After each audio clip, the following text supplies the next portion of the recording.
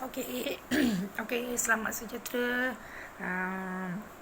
kepada semua-semua masyarakat Malaysia atau masyarakat yang boleh memahami bahasa Malaysia. Dan sekali lagi saya mengatakan kenapa saya buat dalam bahasa Malaysia adalah semua orang boleh faham bahasa Malaysia. So dekat sini walaupun saya sudah beritahu apa mereka buat dari kecil, macam mana mereka mempergunakan saya, 4 orang punya kerja buat seorang gaji pun tak dapat. Lepas tu mereka cakap lah dia curilah tu curilah. Okey. Okeylah. Kalau mereka cakap curi, kenapa mereka semua social media saya, orang-orang yang saya tengah cari yang boleh dapatkan nombor untuk membuktikan bahawa saya bukan curi, selalu saya diperangkapkan sebegitu. So jangan buat sesuatu tanpa tempatkan saya dekat satu tempat dan menghalang semua cara-cara saya untuk membuktikan saya tidak membuat kesalahan itu. Okey. Aktiviti-aktiviti yang mereka buat dan depan mata saya lah. Apa yang mereka buat, mereka ada membuat ini, kita tahu kan, I dah beritahu mereka boleh menjadikan lelaki ini lelaki tapi perlakuannya perempuan. So saya tahu belakang Dangga City dia ada satu kampung, dia ada satu kampung perkampungan saya pun tidak tahu. Lama begitu ada sekali pergi sana tengok kawan lah. Dekat sana rumah papan diduduki oleh seorang lelaki tapi berlakuan perempuan, semua sekali perempuan tapi gaya dia tak tukar lah, memang rambut pendek kerana pekerjaan dia tidak membenarkan untuk dia menukarkan diri dia. So saya pergi sana, dia memang masak pandai masak pandai. Lepas tu saya pun tanyalah cerita-cerita macam mana dia jadi macam ni, kenapa dia nak jadi macam ni. So sebelum saya bermesra dan berapat dengan dia, dia macam cakap macam ada 50% macam lelaki, 50%. Lepas saya meluangkan masa dengan dia, dah tukarlah 100% dia bercakap macam perempuan. So tengok dia seorang anak sudah dijadikan tidak menjadikan sebagai seorang lelaki. Ibunya masih ada. Dia tak kahwin kerana dia dah sudah bertukar. Tapi dia memang berpelajaran dan bekerja di Singapura. Semua duit-duit dia di bank hanya simpan. Ibu yang dia duduk tu rumah, ibu dia yang duduk tu rumah sendiri. So di sini kenapa saya nak menceritakan, saya ada tengok gambar-gambar.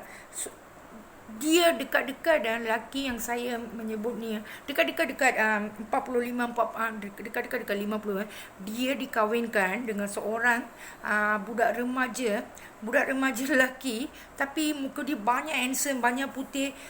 Dia pun dia mempunyai motosikal kuasa tinggi berwarna hijau tu so cakap tanya macam mana perkahwinan tu berlangsung lah, tu lah inilah. So semua dia bercerita lah. Saya tidak nak pergi lanjut lagi itu cerita macam personal sikit lah, sensitif sikit So dia orang ada ikat tali, ada mengadakan itu malam pertama itu semua lah. Tapi dia cakap lebih mendalam lah. Tapi saya cakap so saya pun tanya, kenapa kamu tidak mau mengahwini perempuan? dia kata sebagai seorang perempuan perempuan pun mereka pun suka lelaki kan. So kita berperangai kita berbarang lelaki dengan berperangai perempuan memang susah nak dapatkan. So saya berkenalan budak ni lah, cerita-cerita. Lepas tu semua dia berikan apa kemewahan motosikal, apa dia minta, apa dia nak. Budak tu tak pergi kerja kalau hendak tahu betul-betul siapakah budak itu, motor JMQ 2690 yang hilang itu adik saya simpan dekat restoran. Motor tu baru dekat 6-7 bulan diletakkan di restoran Mutu di JB. Lepas tu hilang lah. So adik saya tidak balik ke rumah. Lepas tu dia sudah memberitahu ibu saya. Lepas tu dia dah tanpa beritahu, tanpa apa-apa, dia sudah lari ke rumah girlfriend dia lah. So motor kerana tiada license, saya bawa budak inilah, budak yang saya menyatakan mengahwini dengan orang yang berupa perempuan tu. So dia punya IC license lah saya claim insurans pertama, tapi saya tidak tahu kerana motor yang sudah diklaim insurans, duit pun tak pakai duit tak pakai, yang duit yang ambil saja saya, tapi duit itu diambil oleh orang yang datang kedua untuk melamar saya. Dia bernama Ravindran Sivan. Dia punya IC 3 nombor belakang 6663. So lepas tu tengok motor tu dikatakan tidak diambil insurans, tidak diklaim insurans, di blacklistkan untuk motor tu. So saya ingat mungkin maklumat insurans pertama yang saya claim untuk motor tu mungkin tiada dalam rekod tapi kalau betul-betul kalau dicari memang ada. 2 kali saya bayar untuk motor tu. Apa lagi kerana saya sudah menyatakan mereka sedang curi. Bukan kita yang curi, mereka curi. Kerana mereka betul-betul memberanikan diri. Kalau mereka merendahkan diri, tak tahu kebenaran mereka, takut kan. So kita akan meninggikan diri kita kerana kita tak buat salah. So mereka selalu dari segi mana-mana pun dari mana-mana pun mereka menakut kita.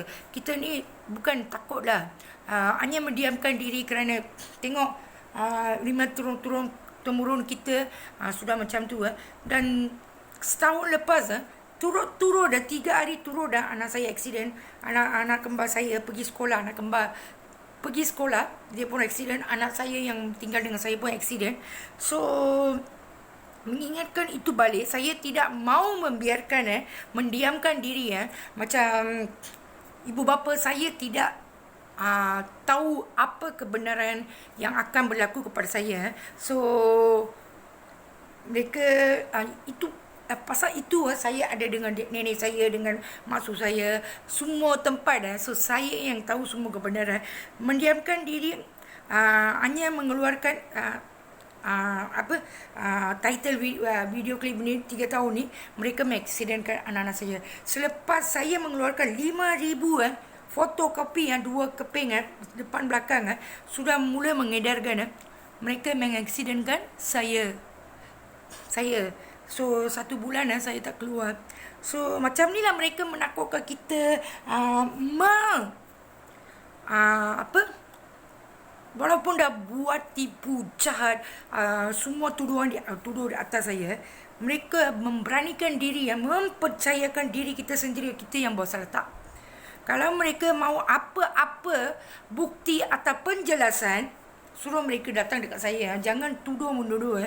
Sampai sekarang saya tidak boleh keluar dari ini. Orang kita tak pernah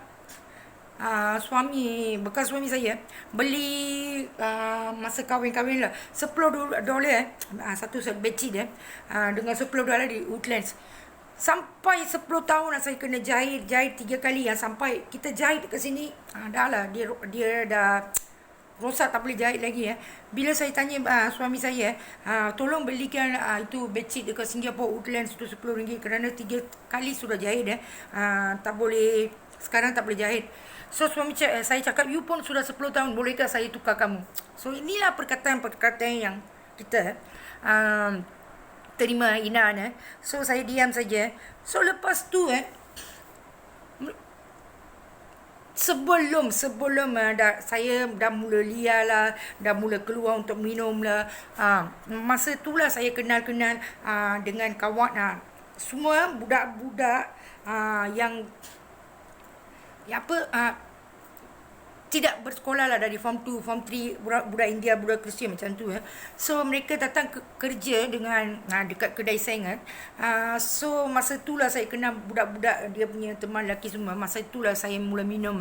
So bila saya pergi salah seorang keluarga yang I ada cakap terdahulu, video terdahulu. Ini budak Melayu bernama Atika. So dia pun ada kahwin dengan saya lah. So memang ada 3-4 keluarga saudara. Selalu saya pergi sana minum. Saya ada beli makan untuk anak-anak. Saya akan minum bersama laki-laki rumah, semua saudara lelaki mereka lah. Saya seorang perempuan lah. So ada suatu hari saya nak pergilah dekat sana. Tengok depan saya tengok belum lagi parking kereta, dari depan I tengok ada banyak orang so mengambil bedsheet dari orang Pakistan yang beg besar-besar, beg dan plastik besar-besar. So dari luar I tengok itu rumah dua bilik, memang kecil lah dia punya. So saya tengok dah penuh. Dari luar 5 minit saya tengok mereka ambil suruh dalam bilik bedsheet kepunyaan orang Pakistan. So dari luar pun saya tengok orang Pakistan tu menangis, mana lagi 2 kiraan sudah hilang. So saya memang dari luar, mereka dah sudah berkenal dekat 3-4 tahun. So saya tidak mahu masuk campur. Saya beredar, saya tengok orang Pakistan itu, peniaga Pakistan itu menangis. Saya pun tak nak pergi dekat dalam. Lepas tu dah berapa kali mereka buat saya belikan bedsheet itu. Selalu bedsheet dibeli. Ada setahun lepas seorang penjual Pakistan datang, saya kata tamak, okeylah rumah tak ada bedsheet kan. Saya pun belilah bedsheet. Saya pun belilah. Tengok RM80. Saya kata kenapa mahal sangat ini, bedsheet baru RM40. Ini bukan kualiti. Dia kata 2 kali boleh bayar. Okeylah, 2 kali boleh bayar kan. Saya pertama kali bayar 40. Yalah 40. Saya kata 2 kali lagi saya bayar. Dia kata okey. Lepas tu dia datang balik, tak boleh, 1 kali saja bayar. Pasang bedsheet tu tak sampai sebulan sudah warnanya sudah pudar macam kain buruh. Lepas tu sudah koyak. So macam ni lah mereka ambil duit saya. Saya tidak buat. Mereka membuatkan saya macam ni. Pergi mana pun. Okey, saya kata saya tak curi bawang. Kita kawan isteri kawan kepada suami saya. Dia yang bawa saya untuk kilang bawang. Lepas tu kita kupas dekat rumah dia. Kita ambil. Lepas sudah timbang saja, mereka akan bagi balik. Untuk mengambil botol kosong, botol minyak. Mereka menyatakan kita ambil mencuri minyak masak botol 5 kilo tu. Bukan itu semua botol kosong disimpan dekat luar, kita ambil. Adakah tu salah? Okey, ini yang emak saya buat ibu saya buat ambil sekeping ikan kering hitam, dia warna hitam. Lepas tu mereka tunjukkan pergi kerja dekat sekolah. Pekerja yang bekerja dengan saya, dia punya suami seorang security guard, pegawai keselamatan dekat sekolah lain. So dia beli ikan kering berapa jenis tenggeri ikan tenggeri dia tunjuk panjang satu dekat RM38. So mak saya ambil yang, saya ingat satu keping kita letak pun tak sampai RM1 RM2. So mereka menyatakan saya kita lah, keluarga kita lah. So saya pun tidak tahu kenapa mak ambil ni. Dia kata tak apalah, satu saja kan saya nak makan. Itulah macam tu selalu mereka tunjukkan. Sampai hari ini mereka tidak memberanikan keluarkan diri atau membenarkan saya semua tempat saya pergi untuk kehadiran saya, menghalang saya dari berjumpa mana yang boleh mendapatkan keadilan. Sini saya ada pernah tengok seorang budak datang lah. Saya bekerja dekat U-Mall shopping complex dan U-Mall Pulau Utama. Datang saya seorang perempuan, semua lelaki kan. Datang seorang budak perempuan bernama Usha, dalam 24 tahun lah. Lepas tu tak sampai sebulan ke 2 bulan dia pun berhenti. Lepas berhenti dia ada call saya balik, "Akak, saya nak kahwin." Saya kata, "Siapa tunang kamu?" "Akak datang lagi." Saya pun pergi Saya tengok ibu mertua seorang budak yang saya jaga, dia memang kelahiran Perak tapi di convert ke Kristian. Dia punya ibu melangsungkan perkahwinan di rumah. So mereka panggil saya pergi tengok. Seminggu lebih saja habislah cerita. Budak tu call lagi. Saya pun pergi, "Kenapa nangis?" Dia kata rumah tu disewa oleh orang tunang yang kahwin. Lepas tu 1 minggu lebih tak lepaskan dia lah. Nafsu yang terlalu agak kuat. Itu seminggu lebih tu. Lepas tu dia kata nak keluar pergi keluar nanti malam balik. Lepas tu dah balik lelaki tu. Inilah mereka buat. Kenapa mereka nak pergunakan perempuan-perempuan muda ni sebegini saya tidak tahulah ini untuk mempertutupkan aktiviti kejam lain untuk tutup mata atau ini memang betul berlaku. Kita tidak tahu. So lagi satu saya kenal 2-3 orang budak-budak kurang upaya yang memang kurang upaya tapi cantik dikahwinkan. Sementara mereka masih dia punya abang, kakak ipar kalau kahwin budak-budak yang kurang upaya kalau IQ macam tu tapi mereka cantik. Sudah anak-anak abang mereka, kakak ipar mereka, dia orang jaga semualah, makan, minum, semualah mereka. Sementara dia punya keluarga pergi kerja. Lepas setakat anak-anak dah besar, dah pandai jaga diri mereka dikahwinkan. Okey, mereka sementara anak-anak sudah besar, dihantar untuk kilang untuk bekerja. Lepas tu dengan duit sendiri mereka ada beli barang-barang kemas lah. Duit gaji yang diambil akan dibelikan oleh keluarga abang dia dengan emas-emas lah, emas necklace itu semua. Dah 3-4 tahun adalah lamaran yang datang. Bukan saya tipu, saya ada tengok dengan mata sendiri. Saya ada saksi dekat sini bukan satu hari saya tengok. Itu memang dalam keluarga, ikut keluarga. So keluarga jarak jauh pun ada, keluarga dekat pun ada. Lepas tu sudah kahwin 6 bulan 6 bulan sudah pakai, sudah dihantar balik ke rumah abang sendiri. Lepas tu mereka, mungkin abang kandungnya memang sayang, tapi kakak iparnya bukan semua yang baik lah. So dia dihalau. Memang you tak pandai jaga keluarga.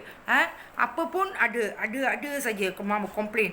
Ini orang kurang upaya tau. Memang cantik, putih, muka cantik, putih, tapi hanya IQ dijadikan macam tu.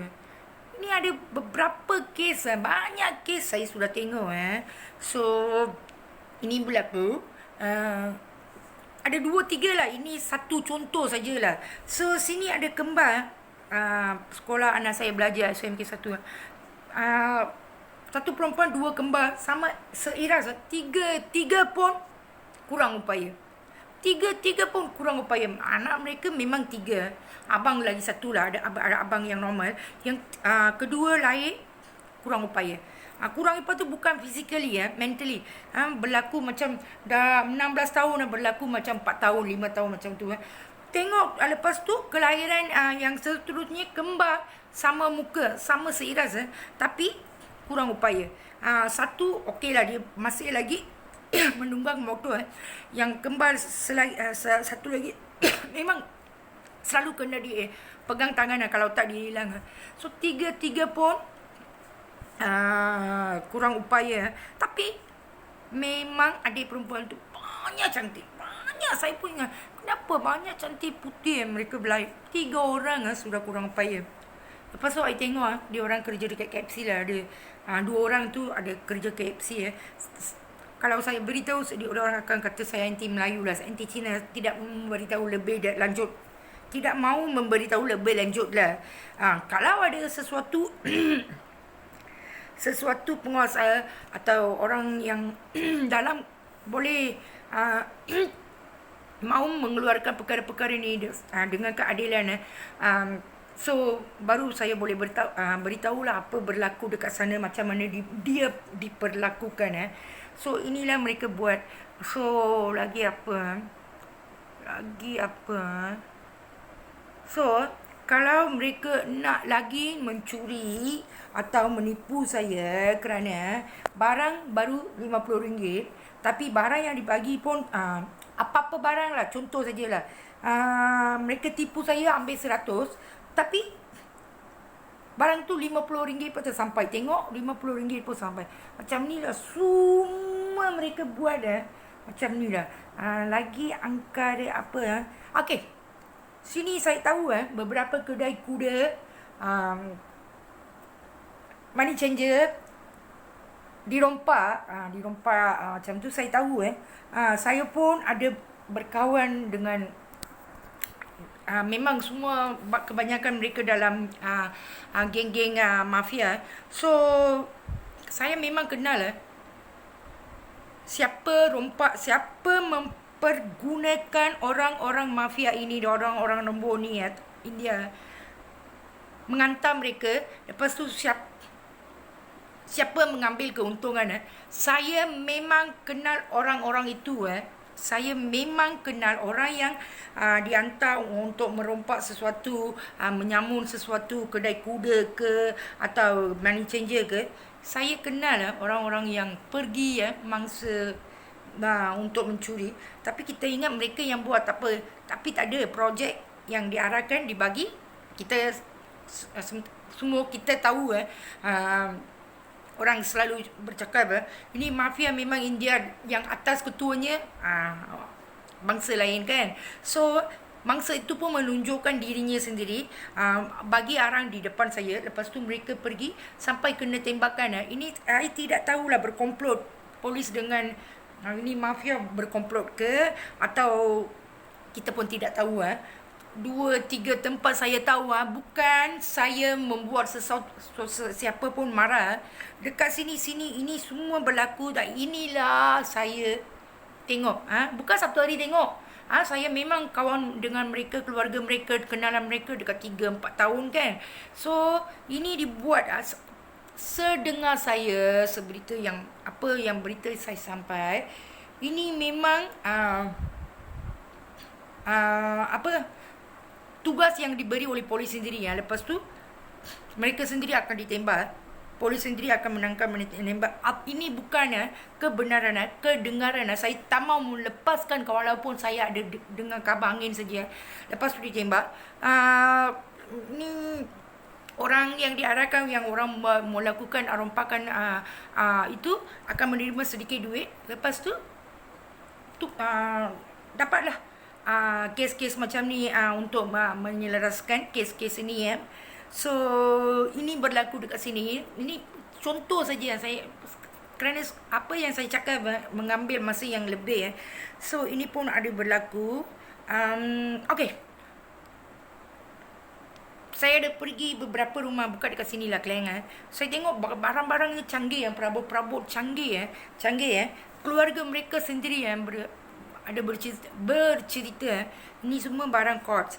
Orang yang duduk mengemis tepi jalan kan, mereka akan dibawa, dimandikan, bagi pakaian yang sempurna. Lepas tu disediakan dokumen palsu. Lepas tu pergi membeli barang ansuran di atas nama pengemis yang Itu pengemis tu akan diberikan 100 hingga 200 lah. Pengemis you tahu kan, orang jalanan ni tahu kan, 200. Lepas tu orang itu, barang itu akan sampai ke rumah kita. Saya lah mengambil saya penjahit tu saya pergi mengambil orang jalanan, pergi buat semualah dokumen semua mereka dapat Lepas tu pengemis tu dibiarkan dengan 100 200, tapi barang courts ke apa, barang ansuran tidak dibayar. Ini pun saya kenal. Kerana semakin saya memberitahu saya tak curi mana-mana. Mereka yang curi semua kepunyaan kita, semua usaha kita. Mak saya tempang kaki, asma, TB, stroke. Tanpa satu hari cuti pun dia kerja sampai 12 jam OT, semua dia ambil. 200 dia simbang untuk sendiri. Semua yang duit selebihnya dia beli emas. Mereka sudahlah mengambil dengan paksaan. Lepas tu memberitahulah ini. Saya datang kahwin pun apa pun tidak dibelikan. Semua rumah suami dengan saudara-saudara yang sudah membeli rumah, semua rumah saya yang simpan duit dalam sampul surat 1,000, 2,000, 500 untuk curtain. Tapi apa yang saya sampai itu RM10, RM20 sampai frame. Ada 3 frame. Satu frame ini RM9.90. Ada satu pair lah, RM20. Itu frame yang kita bagi 500 kepada seorang kawan. Mereka nak membuat curtain. Mereka nak jahit curtain. Kita yang bagi 500. Tapi apa yang mereka beli RM20 frame. Inilah mereka bagi. RM1,000 bagi untuk saudara dia untuk beli tempat sembahyang. Tempat sembahyang India, almari sembahyang. Apa yang saya dapat? Bukan. Saya beli dapur RM1,000 macam kaca RM1,000 saya yang ada dekat sana. Mereka beli balik 200 lebih ke 300 tempat sembahyang. Itulah mereka buat. Apa-apa kita semua atas nama saya. Kenapa pula atas nama saya? Kenapa saya kena bayar? Siapa yang tangkap saya? Sekarang kita sudah tahu betul saya tahu mereka cakap anak sudah dijual lah untuk Alung kerana bapaknya meminjam Alung. Bodoh ke mereka? Bodoh ke? Sampai hati dengan resi-resi mereka boleh mengimplankan chip-chip dekat budak-budak ini mereka sudah tahu kelahiran latar belakang sudah tahu mereka membuat macam ni. Semua hasil titik pelur, kerja keras, dibuli semua. Kepunyaan kita dirampas sampai kehidupan. Lepas tu apa pun yang kita tidak buat, semualah mereka buat. Mereka menuduhkan kita apa, mereka bodoh. Kalau polis tak ambil report, kalau kerajaan tak buat apa-apa tindakan, kalau semua tutup mulut, memanglah ini ada. Saya memang melawan. Bukan melawan ini bukan melawan walaupun saya tahu apa mereka akan buat dengan saya sampai mereka 40 tahun dah bagi sakit jantung sampai dekat ICCU sampai 1 hari untuk memang sudah disign dengan ambil tanda tangan daripada anak saya. Mereka menyatakan saya mungkin tidak akan hidup, tidak akan hidup kerana severe heart pain. Lepas tu kerja dekat Pulau Spring, saya nak berhenti kan saya kata 2 tingkat dibuat seorang, lobby dengan tingkat 1 dibuat oleh. Itulah mereka akan membuatkan saya main saya dengan weakness saya. Lobby dengan tingkat 1 dibuat oleh seorang wanita India. Dia sudah dekat 50 lebih lah. So orang tua. So nak pergi tanya untuk tolong. Okey. Lobby dengan tingkat 1, 2, 3, 4, 5, 6, 7, 8 semua saya buat. Lepas tu nak pergi tanya tolong dari dia. Tengok orang tua. Apa nak buat? Mereka tahu saya punya weakness minus pun saya belas kasihan So saya pun orang tua macam kita kenapa nak. So lepas tu saya tahu 2 tingkat 1 orang, 2 tingkat 1 orang. So saya pun dah lah marah. Setiap ada pekerja-pekerja, suami isteri pun ada kerja room service housekeeper. So ada yang panggil saya, ada bancuh Nescafe, ada bagi bukan Nescafe paket besar, paket macam ni paket kecil-kecil yang simpan hotel So mereka akan bagilah 5 paket ke 10 paket ke seminggu sekali lepas tu mereka bancuh kopi untuk saya. Setiap kali saya tengok semua troli itu mineral water plastik kecil dibuang. Saya ambil botol-botol tu dibuang, diikat, dibuang. Lepas tu saya pergi tu orang yang ambil sampah, saya kata, "Adik, you ada kutip tak ni botol-botol mineral bottle ni? Kan dulu sekilo 40 sen plastik." So mereka kata, tidak Kak, mana ada ni mineral bottle, semua kita busy lah. So setiap kali saya pusing, saya pergi mop sapu setiap kali mereka buang dekat troli, dekat luar itu troli ada plastik saya kutip kerana saya ada bali tu kan air yang bersih. Saya tuang dekat baldi mop saya. Lepas tu tepi saya ikat dengan plastik, saya simpan plastik botol tu Lepas tu mereka kata saya mengambil sesuatu tanpa kebenaran. Itu adalah kepentingan orang lain. Inilah. Lepas tu saya dah tak larat nak buat kerja dekat Pulau Spring Saya pun minta lah tu manager yang baru datang dari Seremban baru bermula kerja So saya beritahu dia tidak mau mendengar. Dia kata, "Tunggulah, kita akan ambil orang lain, nanti you boleh berhenti." Apa saya cakap pun dia tak mau dengar. So dengar ikut cakap dengan apa? Dengan siapa? Itulah Rawindran Sivan dari sekarang mereka tinggal dekat Sentosa. Dulu mereka berasal dari Bidor Perak. So semasa saya ada sesekali ada dapat MC saya buat apa? Saya tak buat apa-apa lah. Itu ajaran mereka bagi ini idea ni Kalau mereka tidak mau memberhentikan, you hanya tulis 30 hari itu MC. Bukan tipu. Saya tidak ada cara lain kerana memang tak boleh tahan buli-buli dekat dalam So memang tak boleh tahan. Saya buat apa dengar cakap tu, tulis itu 3 hari itu 30 hari bagi. Tapi ingatlah, kalau saya buat untuk gaji tipu saya akan pergi balik minta mana gaji saya. Adik saya dah MC, saya tak pernah pergi. Kalau anda ingat, mereka memberitahu saya tipu. Okey, MC ceklah bulan mana, tahun mana saya berhenti kerja dekat Pulau Spring dengan bagi MC ni hanya untuk ini adalah untuk cepat nak berhenti dekat sana. Dah berapa kali saya beritahu pun mereka tidak mahu bagi sampai bully sampai macam tu So saya pun cara tu berhenti, bukan untuk menipu atau mengambil gaji hanya untuk tiada cara lain untuk berhenti. So ini saya memikirkan sesuatu untuk berhenti kerja. So sekali saya memang dari lahir ada sesak nafas tidak naik angka pun sudah sesak nafas orang lain akan tanya saya, "Kenapa you punya nafas macam ni?" So saya ada problem pernafasan So masa kerja dekat Pulau Spring sudah ada asthma attack lah So saya memang tak boleh tahan So itulah lamaran saya kedua. Saya telefon dia, saya cepat-cepat naik kereta pergi dekat jalan pokok getah saya ingat dekat ini Taman U jugalah.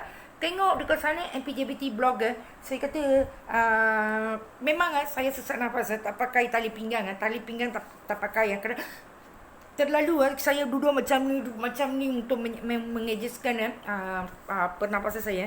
Lepas tu mereka ini MPJBT ke bukan MPJBT ini JPJ. So memperhentikan dia tengok saya sedang sesak nafas sesak tak boleh mata semua sudah naik orang dekat tengah sini tengah nak mati dah. Mereka memperhentikan, cek lah, ambil air itu, lisens lah, itulah, inilah. I memang tak boleh tahan. Saya pun fikir. So teman lamaran saya memberitahu dia, encik, dia memang tak boleh tahan, memang tak boleh pakai tali pinggang, kerana dia nak mengejaskan depan belakang untuk pernafasan dia. Lepas tu mereka tidak mengendalikan, mereka tulis satu sama bagi. Takkanlah orang yang tengah-tengah mati, kalau saya ingat, kalaulah network dalam saya seorang yang nak memperkenalkan mereka, ni Jabatan Kuasa JPJ, mereka mungkin tiba-tiba berhentikan nafas saya sudah mati, nanti mereka kes besar tau. Nasib baik saya ingat mereka semua kawan, so tak ada cara lain lah, mungkin mereka sudah bersubat lah. So ini mereka buat, so ni lah.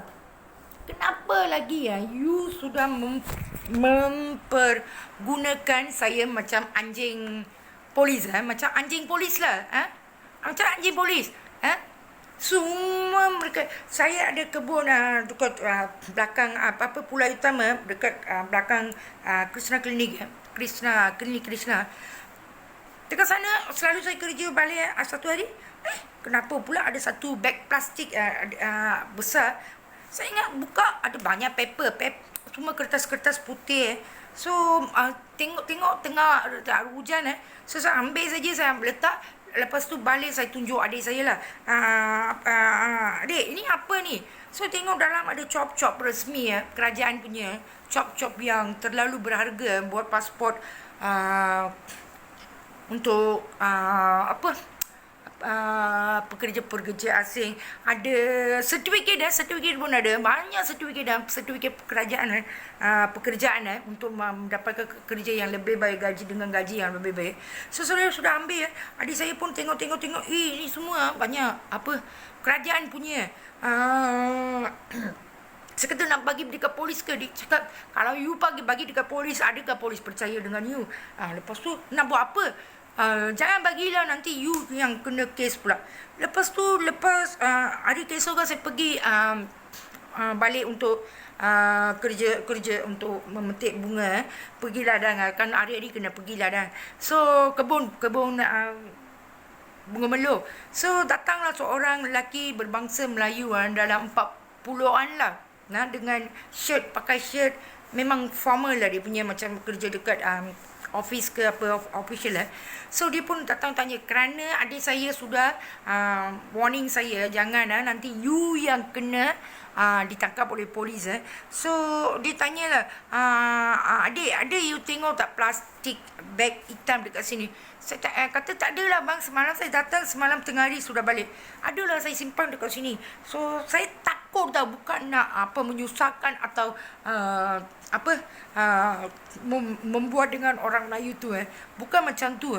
Saya takut. So apabila adik saya sudah memberi warning, itu job kan mereka boleh buat sendiri kan, bukan mahal sangat dia. So saya pun cakap tak ada, dia pun sudah balik. Saya simpan dekat luar tu, plastik sudah hilang. So lagi apa nanti okey. Ketika saya bekerja dalam 2012 dekat kedai Toto, kedai loteri Toto, memang walaupun saya duduk dekat Taman U, yang dua kawan lain yang bekerja dengan saya, memang 5 minit boleh sampai ke tempat kerja. Jalan Yaya Wal 1 dekat belakang tiang jam tu ada satu. So memang saya pukul 7 kerja dekat sini, sudah ambil pukul 6 bas sampai dekat sana sudah dekat hari-hari saya cuci bathroom, saya sapu depan, mop, semua saya buat sampai ada kena tuliskan, tutup kan ada Supreme tulis, Supreme tukar itu nombor-nombor yang kena padam, semua saya buat A to Z. Walaupun nak pergi banking, saya pergi banking, semua saya buat lah, semua A to Z. Mereka duduk saja. So pada suatu hari saya memang rasa ada wheezing sound, nak kena tekanan asma. So belum lagi tahap yang danger, tapi saya tahu selepas saya pump 2 kali 3 kali pun tak berhenti, so saya sudah tahu ini tak boleh kontrol tanpa letak nebulizer dekat gemen. So saya pergi dekat sana, beritahu saya nak kena attack. Itu attendant berwarna baju berwarna putih lelaki. Tak ada pun, you nak tipu. Tak ada pun, ini tipu. Saya kata tak ada adik. Saya ni dah pakai itu nebulizer biru tu yang dipakai, dibagi oleh government. Kalau dah pakai 2-3 kali, kalau keadaannya sama saja, wheezing sama saja, memang saya akan terkena tekanan ni attack yang banyak kuat, banyak buruk lagi. So sebelum itu saya ambil gas, sudah berhenti. Jangan tipu you mau apa, MC ke? Dia cakap macam tu. Apa you ni apa, berlakon untuk mendapatkan MC ke? Saya cakap, adik, dengarlah, hari-hari saya yang kena buka kedai. Bos saya mempercaya saya. Kena buka kedai, kena cuci, bukan nak ambil MC. You orang tak nak bagi MC pun tak apa, bagilah. Takkan kita bayar, kita tak bayar untuk rawatan dekat sini. Lepas tu datanglah seorang doktor latihan. Itu perempuan Islam juga, pakai tudung. So saya cakap, doktor, saya dah biasa dengan tekanan ni, attack ni. So ini memang ringan, tapi ambil nebulizer tak berkesan. So memang saya nak letak gas dekat hospital. Ini pekerja ini, dia kata saya berlakon untuk dapatkan MC. Saya kata tak mau MC. Tak mau MC kerana bos saya mempercayai saya setiap hari kena buka kedai sebelum pukul 7, sebelum 6.30 kena bersihkan kedai. So apa salah saya? Saya minta MC ke? So macam ni lah mereka selalu sangkutkan saya. Lepas tu ada pernah saya tengok budak-budak yang kerja dengan saya pergi nak beli MC. Saya pun ingat dekat private ke tu kan dah biasa private nak ambil MC yang putih itulah. Tengok dekat beberapa klinik private dan dapat MC government. Saya cakap, you pergi klinik biasa, klinik swasta yang bayar lah, kenapa you boleh dapat MC government pula? Ada cop rasmi. So berapa saya tanya? RM15. So MC sana orang memang sakit. Saya tidak salahkan siapa-siapa pekerja kerajaan. Mereka pun tidak tahu apa sedang berlaku. Apa yang sedang berlaku. So saya tahu. Saya tahu. Ketika saya bekerja 2010 saya ingat, dekat Selatan Berau, dekat HSA, security guard, pegawai, saya memang dari kecil ada tabiat 100 kali pun saya boleh bersin sampai sini semua sakit, belakang leher sakit, muka semua merah, air, hidung semua bengkak. 100 kali yang ini ada orang tengok. Siapa-siapa yang ada dengan saya dari rumah yatim sampai saya operate dekat ini tengkorak ni sini So memang ada, semua orang kenal lah. Lepas tu saya tak boleh tahan, sudah pukul 4 pukul 7 nak habis kerja. Saya pun pergi emergency lah, sementara saya kerja dekat HSA. Saya pergi emergency, saya kata mereka tengok pun sudah bengkak. Saya punya pekerja-pekerja Melayu lain mereka pun marah. Perempuan-perempuan pegawai lain Melayu marah, apa muka you sudah macam ni, pukul 10 you start bersih lah sampai sekarang tak boleh. Sampai pergi. Lepas tu saya kata sudah pukul 4 dekat orang yang merawat saya, sudah pukul 4 encik kecil, siapa yang tak kenal. Saya kata memang saya tak boleh tahan lagi 3 jam saja. Bagilah satu MC saja. Sudah 3 jam mereka tidak mahu membagi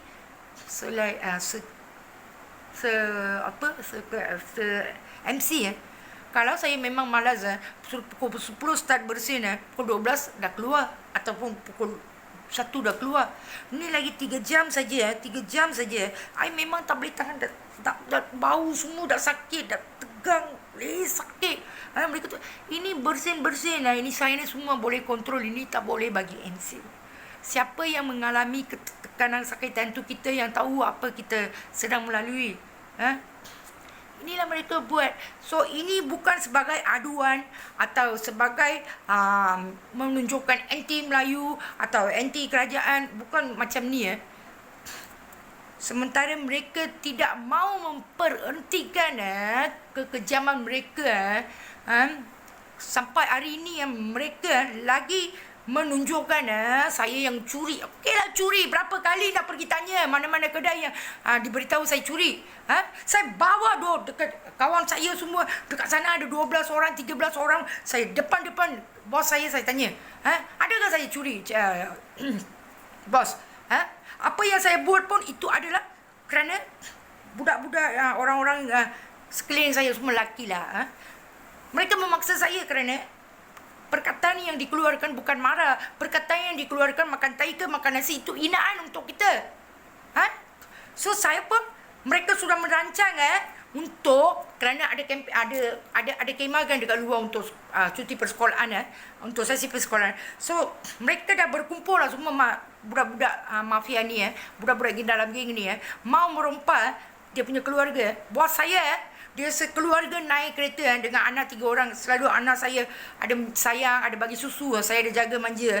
So sudah dengar dia orang mau rompak, mau pukul saya punya bos kerana percakapan, perkataan ni dikeluarkan banyak kesan sampai bos orang-orang sebangsa dia pun depan tauki-tauki kedai lain apa anjing tu selalu jerit. Mereka tanya anjing tau, saya baru cakap bos. Mereka memberitahu tu anjing. Kenapa jerit-jerit? So cakap siapa anjing? You punya bos lah, anjing tu.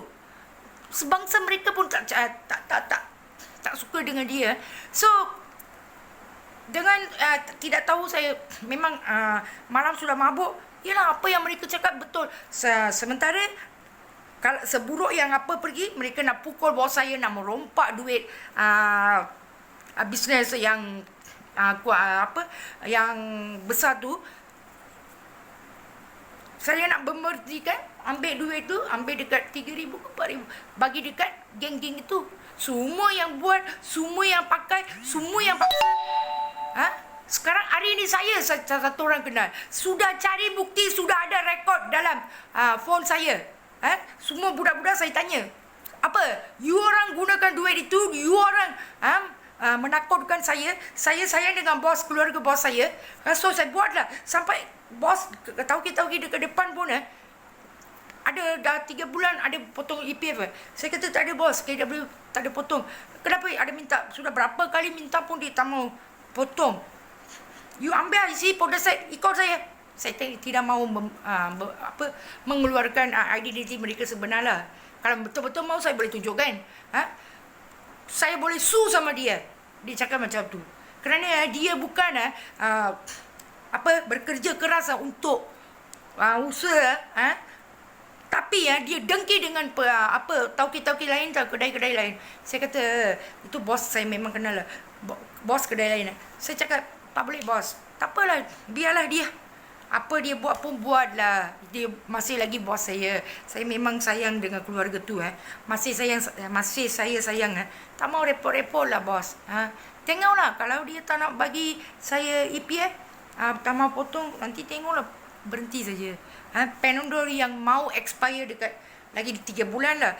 So saya tengok expire, mereka buang. So sebelum 3 bulan saya tanya Su perempuan yang leader untuk saya lah. Su tu leader untuk saya. So mereka buang. So saya ambil dua papan ke apa. Itu pun mereka charge. Itu pun mereka ada dalam senarai ada dicuri Panadol. Ayo. You tahu tak, selalu Su bagi saya RM30 dan dalam sebulan 15 kali kat atas saya yang pergi top up. Mereka cakap saya ambil duit dia pergi top up. Untuk tu sekali seorang, saya tak mau cakap lah ini geng dari mana, geng tepat-tepat orang mana, dalam geng apa, dalam nombor apa. So dia datang, adik isteri saya sudah datang, anak-anak tak ada gas lah, itulah. Saya pun tak mau, you mobile tak mau. Lepas kata budak-budak ni kesian, saya pun bagilah 250. Tengok di prepaid yang dibagi 50 pun tak sampai. Apa pula, siapa yang ambil duit, siapa yang kena bayar? Sampai semua orang semua pekerja dekat sana, budak-budak kecil sama menteri memang marah dengan kita punya bos. Memang tidak suka dia punya tabiat perangai yang kena marah. So hari-hari yang dia orang bawa baju lah, itulah, kasut lah dari luar keluarga mereka, apa mereka mau, dia orang pergi ambil, jual dengan murah. Kita tahu, Su pun tahu Semua ketua, semua. Sekarang mereka tanya, bos you, kalau you sayang, kena beritahu bos. Kenapa? Dia sudah tak suka dengan India, selalu marah yang perkataan-perkataan yang tidak menyenangkan. Tengoklah dia yang dia kerja 3 tahun dan 3 tahun dia tak buat salah pun kalau dia yang buat salah pun tengok bos saya pergi sorry lah mereka membuat lakonan ni kerana saya mau membenci dan bercakap tentang kotok buruk ke tentang mereka. Tak pernah. Memang kawan saya. Bos saya tanya kenapa dia benci orang India macam ni. Tengok perkataan dia. Gila lah kat dia. Memang bodoh. Dia cakap macam tu. So leader tak beritahu kegiatan apa-apa orang ni semua curi. Budak-budak ni selalu curi. Apa pula saya kena beritahu bos saya? Dia tak suka. Siapa ambil tin kos minum simpan pun 7 dia tuduh saya. Macam mana saya nak beritahu dekat dia? Leader sendiri tak nak beritahu, biarkan budak-budak lain budak-budak Melayu semua curi semua. So akhir sekali semua apa yang mereka buat ditanggung oleh saya. So saya akan ikut sudah lebih banyak lama. Saya akan sambung balik.